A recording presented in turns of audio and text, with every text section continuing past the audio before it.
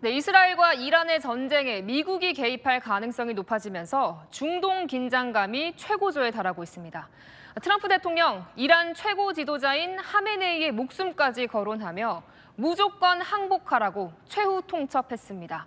항공모함과 전투기 같은 미국의 전략 자산도 중동에 집결하고 있습니다. 먼저 워싱턴에서 최주연 특파원이 보도합니다.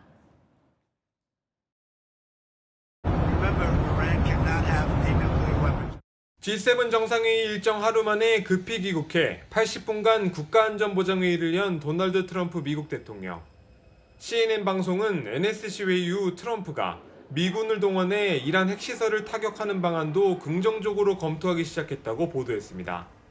이란의 지하 핵시설 타격을 위한 미군의 초대형 벙커버스터 지원 등 미국의 전쟁 개입 가능성이 점점 높아지고 있다는 분석이 나옵니다. 즉시 테헤란을 떠나라던 트럼프의 경고도 하루 만에 최후 통첩으로 바뀌었습니다.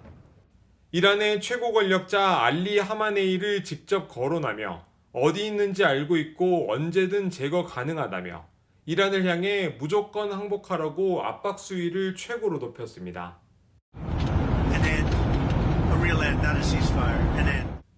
트럼프는 NSC 회의 후 베냐민 네타냐후 이스라엘 총리와 통화를 나눈 가운데 이스라엘 측도 미국의 군사작전 개입 가능성을 높게 보고 있다는 보도도 나왔습니다.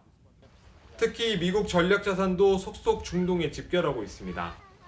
떠다니는 군사기지로 불리는 미국의 핵항공모함 니미츠가 중동으로 향한 데 이어 F-16, F-22, F-35 등 최신의 전투기가 중동에 추가 배치 중입니다. 미국 현지 매체들은 트럼프를 지지하는 유권자 가운데서도 절반 이상이 미군의 투입을 반대하고 있다며 우려를 내놓고 있습니다. 워싱턴에서 채널A 뉴스 최주연입니다. 트럼프의 위협에 이란의 최고 지도자 하메네이가 자비는 없다며 항전 의지를 드러내면서 중동이 일촉즉발의 국면으로 치닫고 있습니다. 미국이 개입하면 중동 주둔 미군 기지를 공격하겠다는 보복 시나리오도 공개됐습니다. 이어서 문예빈 기자입니다. 이란 최고 지도자 알리 하메네이의 은신처를 알고 있다는 도널드 트럼프 미국 대통령의 발언 6시간 뒤 하메네이도 이스라엘에 대한 항전 의지를 드러냈습니다. 이스라엘을 뜻하는 시오니스트를 언급하며 자비는 없다는 문구와 함께 칼을 들고 성 안으로 결연히 걸어 들어가는 남성의 그림도 공개했습니다. 미국에 대한 직접 공격 의지도 드러냈습니다.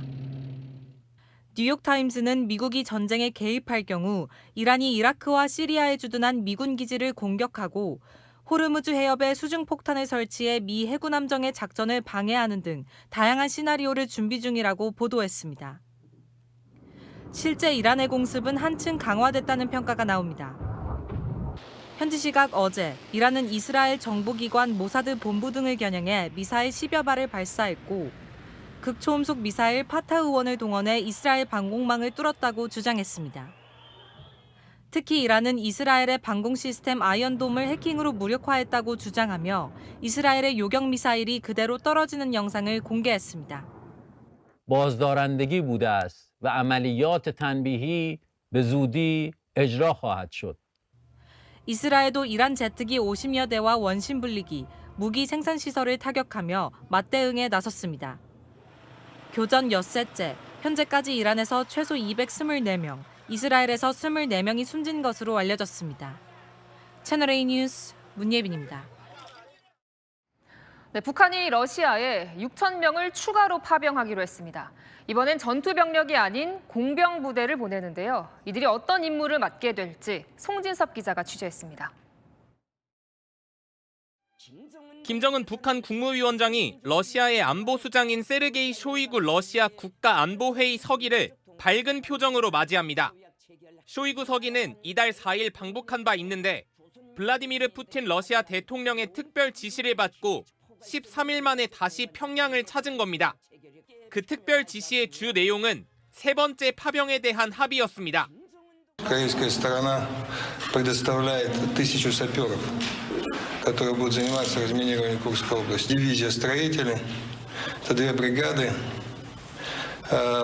5000 человек, объединенные в одну дивизию. 전투 병력이 대부분이었던 지난 1, 2차 파병과 달리 이번에는 공병 부대를 보내는 것으로 진지, 교량과 같은 군사시설 재건과 지뢰 제거 작업 등에 투입될 것으로 보입니다. 북한 전문가들은 북한의 공병부대는 건설과 전투에 모두 능하고 특히 속도가 빠른 것을 특징으로 꼽습니다. 북한 내 대규모 건설에 주로 동원되는데 평양 려명거리 구축 당시 70층짜리 아파트를 74일 만에 완성한 적도 있습니다. 대부분 군인들이 동원돼서 북한 군인들은 전 세계에서 건설 경험이 가장 많은 인력을 보유하고 있다고 봐야 됩니다. 총 2만 명이 넘는 군 병력 파병으로 북한은 러시아에 군사 기술과 무기 등 대가를 받을 것으로 보이는 가운데 우리 정부는 불법적 협력을 즉각 중단할 것을 촉구했고 미국 국무부도 명백한 유엔 대북 제재 위반이라며 우려를 표했습니다. 채널A 뉴스 송진섭입니다.